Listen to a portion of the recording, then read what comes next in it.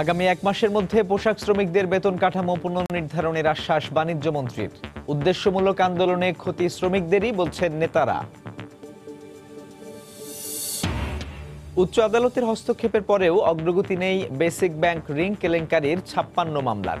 ধীরগতির কারণে জামিনে বের হয়ে যাচ্ছে আসামিরা। অপরাধের মূলে যাওয়াই কারণ, বলছে দুদক। ঋণ দেয়া ও আদায়ের জটিলতা নিরসনে ব্যাংক কোম্পানি আইনের বিভিন্ন ধারা সংশোধন করা হবে, জানালেন অর্থমন্ত্রী। বেসরকারি খাতে কর্মসংস্থান সৃষ্টিতে সরকারি সহায়তার আশ্বাস। গণতন্ত্র সূচকে বাংলাদেশের 4 ধাপ উন্নতি। ইকোনমিস্ট ইন্টেলিজেন্সের প্রতিবেদন।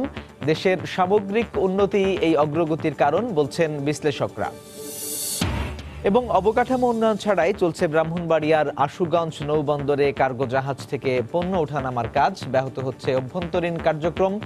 বন্দর আধুনিকায়নের আশ্বাস প্রশাসনের।